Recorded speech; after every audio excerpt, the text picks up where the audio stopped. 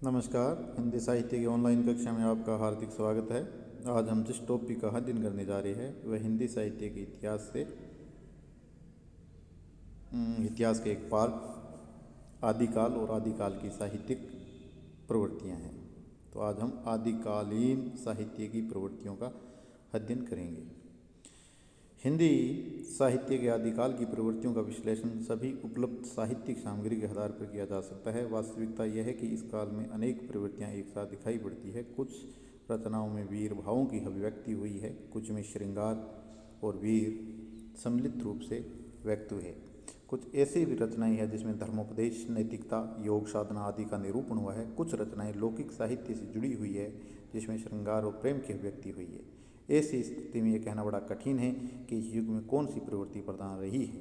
सभी प्रवृत्तियां अपने अपने ढंग से प्रधानता लिए हुए है। हाँ, जब हम इस कालखंड की साहित्यिक सामग्री का विवेचन विश्लेषण करने के पश्चात उसमें निहित प्रमुख प्रवृत्तियों का निरूपण करती है, तब हमारे पास अनेक प्रवृत्तियां उभर कर सामने आ जाती है। अतः आदिकालीन साहित्य की प्रमुख प्रवृत्तियों के रूप में निम्नलिखित प्रवृत्तियों का विश्लेषण किया जा सकता है। पहली विशेषता है वीर गाथात्मक प्रवृत्ति। आदिकाल में काव्यगत प्रवृत्तियों के अनंतर वीर गाथात्मक प्रवृत्ति की प्रधानता का स्वर अत्यधिक प्रकट था। राजाओं के चैतन्य में साम्राज्य विस्तार की लालसा थी, सुकुमार सुंदरियों के प्रति रूपासक्ति थी एवं पड़ोसी राज्यों पर विजय की भावना का प्राबल्य था, जिसके परिणाम स्वरूप सर्वत्र युद्ध का वातावरण बना ही रहता था। राज्याश्रित होने के कारण अधिकांश कवियों ने अपने राजाओं और राज्यों के प्रति निष्ठा की भावना भी बलवती थी। युद्धों की इस मानसिकता में राजाओं और राजयोद्धाओं के साहस, शौर्य, पराक्रम और उत्साह के वर्णन में कवियों की रुचियां अधिक मुखरित हुई है। युद्ध भूमि में सैनिकों की कलात्मकता और विरोधी पक्षों की हीनता और राजभक्ति के निमित्त उनकी वीरता की अतिरंजित अभिव्यक्ति द्वारा इन कवियों ने जनता को भी युद्ध कलाओं, युद्ध परिणामों और युद्ध वर्णनों के प्रति जिज्ञासु बना दिया था। इस प्रकार आदिकालीन वीर गाथात्मक प्रवृत्तियों के आधिक्य की स्वीकृति देते हुए आचार्य रामचंद्र शुक्ल ने इस काल को वीर गाथा काल की जो संज्ञा से अभिहित किया था और रासो काव्य की श्रेष्ठता आदिकालीन वीर भावों की साहित्यिक अभिव्यक्ति का प्रमाण ही है। दूसरा है युद्ध वर्णन में अतिरंजना। आदिकालीन समाज का विभाजन युद्ध भूमि की पलायन भूमि के आधार पर किया जाता रहा है। सामान्य जनता को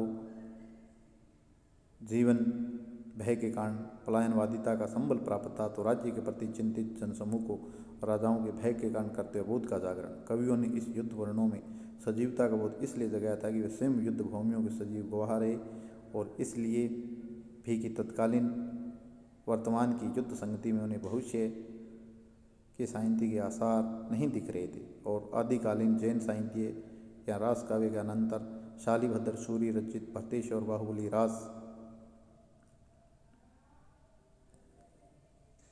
या पृथ्वीराज रासों में युद्धों का सजीव चित्रण किया गया है। चंद बरदावीकृत पृथ्वीराज रासों के युद्ध वर्णन में सजीवता हिंदी साहित्य की एक अमूल्य निधि है और संपूर्ण रासों का वे यथा परमाल रासों, खुमार रासों, हमीर रासों में युद्ध का वर्णन अत्यंत प्रभावशाली रूप में हुआ है। इसका एक उदाहरण दे रखा है, बजिए घोर निशान रान चहूँ दिस, ये पृथ्वीराज रासों का है। श्रृंगार भावना का प्राधान्य। आदिकालीन साहित्य में वीरता, युद्ध, परस्पर वैमनस्यता और शत्रुता का वर्णन के साथ साथ सौंदर्य, प्रेम और श्रृंगार जैसी भावनाओं के प्रति कविगण और काव्य प्रवृत्तियों का सामंजस्य कुछ चौंकाता तो अवश्य है, लेकिन इस परिप्रेक्ष्य में गुम्फित कारणों से हमारा विश्व में समाप्त हो जाता है। दरअसल तत्कालीन राजाओं के राज्य विस्तार की असीम इच्छा के साथ सुंदरियों की रूपाशक्ति की दीवानगी की भी हद से अधिक थी। दूतों, कामिदों तथा गुप्तचारों द्वारा किसी भी राजकन्या या रूपवती कन्या के सौंदर्य की चर्चा कभी इन्हें स्त्री विजय के लिए युद्ध विजय की प्रेरणा देती थी, तो कभी उनकी अप्राप्ति के कारण वियोग, ऐसे पीड़ा, अतृप्ति का असीम दंश भी देती थी। स्त्री भोग में लुप्त इन राजाओं की विलासिता और कन्याओं की कामोत्तेजक रूप, लावण्य, नक्शिक वर्णन आदि के अभिव्यंजन में श्रृंगारिकता का प्राबल्य स्वाभाविक ही था। इस काल में युद्धों का कारण केवल स्त्रियां ही नहीं होती थी, अपितु यह कहना अधिक सार्थक होगा कि जितनी सुंदर स्त्रियों की चर्चाएं छिड़ती थी, युद्ध उतना ही अधिक भयावह और उत्तेजक होता था। यद्यपि संदर्भ में यह जान लेना भी अनिवार्य है के मर्यादित आचार्य रामचंद्र शुक्ल और मार्क्सवादी आलोचक डॉक्टर नामवर सिंह प्रभृति विद्वानों ने भी इस युद्ध योजना को कोरी कल्पना बताया है। यह सत्य है कि राजाश्रित कवियों में अतिरंजना और कल्पना की भावना अपने आश्रयदाताओं की दृष्टि में प्रशंसा पाने की लालसा से संपृक्त हुई हो, लेकिन तत्कालीन शासकों को भोगेच्छा, विलासिता और उपासक्ति को झुठलाया भी नहीं जा सकता। वस्तु यह विचारणीय है कि अधिकांश कवियों ने राजकीय प्रशंसा के साथ साथ सौंदर्य शोभा की अभिव्यक्ति के प्रति इतनी तत्परता क्यों? डॉक्टर हजारी प्रसाद द्विवेदी ने तो पृथ्वीराज जासो जैसे वीर ग्रंथ में भी प्रेम तत्व की प्रधानता स्वीकार की है और इस प्रकार रासो काव्य की परंपरा में खुमाण रासो और बिसल देव रासो में वीरता के साथ श्रृंगार का सुंदर निर्वाह हुआ है। प्रकृति चित्रण का पारंपरिक निर्वाह। आदिकालीन साहित्य में प्रकृति विषय के कविताओं में कवियों ने परंपरा का निर्वाह ही अधिक किया है। यही कारण है कि इस काल में प्रकृति कहीं आलम्बन के रूप में गृहीत है तो कहीं उद्दीपन के रूप में। उसके स्वतंत्र अस्तित्व और व्यक्तित्व की अभिव्यक्ति में शून्यता ही उपलब्ध होती है। प्रकृति की गर्भधारिणी क्षमता से अनासक्त इन कवियों ने प्रकृति प्रदत्त वस्तुओं की नामावलियों की पुनरावृत्ति ही की है, जिसमें सौंदर्य तत्व का अभाव सा है। चरित काव्य की परंपरा में प्रद्युम्न चरित के अनंतर निम्नोक्त पदों में मात्र फलों के नाम प्रगण की चेष्टा है। जैसे आगे ये 2 अध्याय, इसमें फलों के नाम ही गिनाए हैं। और इसी प्रकार बसंत विलास फागु जो कि एक लौकिक साहित्य है, उसमें बसंतागमन के चतुर्दिक उल्लास और आनंद की परिचायिका, प्रकृति मुनियों की एकाग्रता, कामनियों की कामातुरता और पथिकों की आत्मानुभूति तथा माननियों की रुष्टता के ब्यौरेवार झकझोर देने के लिए अवतरित हुई। आश्रयदाताओं का गुणगान। आदिकाल के अधिकांश कवि राजाश्रित थे। जीविकोपार्जन के लिए कलात्मक अभिव्यक्ति का निरंतर प्रयास था। राजाओं की स्तुति, युद्ध भूमि में उसके पराक्रम शौर्य की प्रशंसा, शास्त्र की व्यवस्था की उत्कृष्टता और काम कलाओं की निपुणता आदि विषयों को काव्य विषय कर कवियों ने अपनी रचना धर्मिता भी निभाई और आश्रयदाताओं के प्रति निष्ठा भी। महाकवि चंद बरदाई ने पृथ्वीराज रासो लिखा, भट्ट केदार ने जयचंद प्रकाश, मधुकर कवि ने जयमेघ चंद्रिका, दलपति विजय ने कुमार रासो, इसी प्रकार नरपति नाले ने बिसल देव रासो, जगनिक ने परमाल रासो और विद्यापति जैसे राजाश्रित कवियों ने अपने कवित्व धर्म के साथ साथ स्वामी के प्रति कर्तव्य धर्म भी निभाया था। इसी का परिणाम था कि आलोच्य काल में जो काव्यगत प्रवृत्तियों में राष्ट्रीयता की भावना का घोर अभाव है और जनजीवन की संप्रकृति का भी घोर अकाल। कविता सामंतों की चारदीवारी में कैद, नृत्यांगनाओं के नर्तन और कामिनियों के सौंदर्य प्रसाधन और राजाओं की विलासी जीवन का उपवन बन गई और कवियों का धर्म राजाओं की प्रशंसा करना था और इस राज प्रस्तुति के अतिरंजना, कल्पना और यथार्थ का सत्य प्रस्तुतिकरण उनका धर्मानुशासन था। अर्थात मतलब आश्रयदाता और राजाओं का गुणगान इन कवियों ने ज़्यादा की है। इतिहास समन्ता की अवहेलना। चूँकि तत्कालीन समाज सामंती व्यवस्था पर आधारित था, जिसकी नीतियाँ राज्यगृहों में स्थिति और गतिविधियाँ रणभूमियों में प्रदर्शित होती थी। राज्यश्रित होने के कारण कवियों को राजाओं और सामंताओं के पक्ष में जोरदार वकालत करनी पड़ती थी। युद्ध भूमियों में पराक्रम की झूठी कथा गढ़नी होती थी। इसका प्रयोजन यह हुआ कि काव्य प्रयोजनों में सामंतों की प्रशंसा कवियों की धनोपार्जन की इच्छा और ऐतिहासिक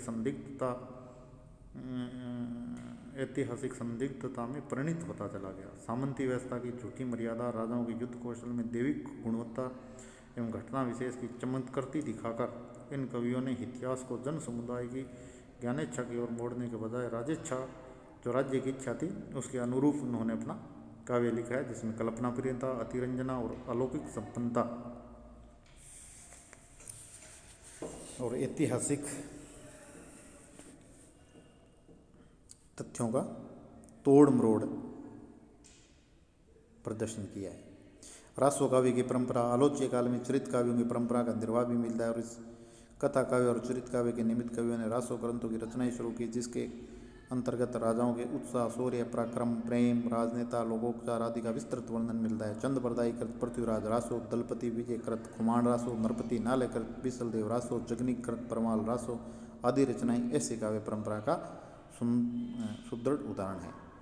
लौकिक साहित्य का प्राचार्य। आदिकालीन साहित्य में रासो काव्य की लंबी परंपरा में लौकिक साहित्य का परिणय भी उत्कृष्ट बन पड़ा है। आलोच्य काल में लोक भाषा, लोक परिवेश और लोकाचार की संपृक्ति से सर्वथा संबल लौकिक साहित्य स्वच्छंद रूप में रचित हुआ है। ढोला मारू, दुहा, जयचंद प्रकाश, जयमिक, जसचंद्रिका, बसंत विलास और खुसरो की पहेलियाँ लौकिक साहित्य की श्री वृद्धि में अग्र पांगते हैं।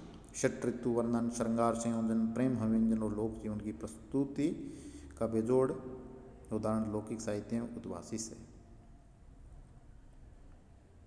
भाषागत वैशिष्ट्य, आदिकालीन साहित्य की अन्यतम उपलब्धि के रूप में इनकी भाषागत विशेषता भी प्रधान है। आलोच्य काल में प्रचलित भाषाई रूपों में अपभ्रंश, डिंगल, पिंगल, मैथिली और खड़ी बोली का आरंभिक रूप प्रचलित था।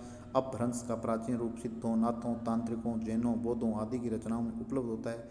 सिद्धों ने अपभ्रंश के साथ साथ लोक भाषा को प्रचलित किया तो जैनों ने प्राकृत अपभ्रंश के साथ पुरानी हिंदी की परंपरा चलाई।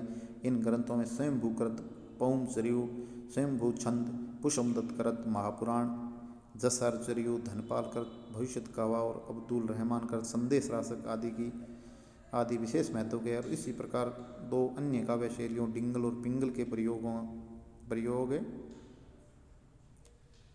चारणों और भाटों ने किया। कोमल और कठोर भावाभक्ति की एक नवीन परंपरा को जन्म दिया। विद्यापति ने अपने पदावलियों में मैथिली भाषा की उत्कृष्ट अभिव्यक्ति देकर जन समुदाय की धार्मिक भक्ति भावना तथा राजनीतिक धारणादि का परिचय दिया। वे अमीर खुसरों की पहेलियाँ और मुकरियों ने खड़ी बोली के आरंभिक प्रयोग के रूप में नई संभावना का जन्म दिया। कहने का मतलब ये है कि खड़ी बोली का प्रयोग भी इसमें हुआ और ज़्यादातर पुरानी हिंदी, अपभ्रंश और प्राकृत भाषा का आदिकाल में प्रयोग किया गया। काव्य रूपों का प्राचुर्य, आदिकालीन साहित्य भाषागत वैविध्यों के साथ साथ काव्य रूपों में विशिष्ट बन पड़ा था। भाषा की नवीन उद्भावना स्वाभाविक रूप से काव्य रूपों की नवीन संभावनाओं को जन्म देती है। हिंदी साहित्य का आदिकाल ग्रंथ में डॉक्टर हजारी प्रसाद द्विवेदी लिखते हैं, जब जब कोई जाति नवीन जातियों के संपर्क में आती है तब तब उसमें नई प्रवृत्तियाँ आती है और नई आचार परंपरा का प्रचलन होता है। नए नए काव्य रूपों की उद्भावना होती है और नए छंदों में जनचित मुखर हो उठता है। नया छंद नए मनोभाव की सूचना देता है। और इस कथन के प्रकाश में आदिकालीन काव्य रूपों में रासो काव्य, फागु काव्य की परंपरा देखी जा सकती है। और इसी क्रम में चौपई काव्य, दोहा काव्य, प्रश्नोत्तरी काव्य, रमेनी काव्य, मंगल काव्य, पावड़ा काव्य, गेव काव्य जैसे अनेकानेक काव्य रूपों का प्रचलन आदिकालीन साहित्य की निजी विशेषता है। आज के लिए इतना ही।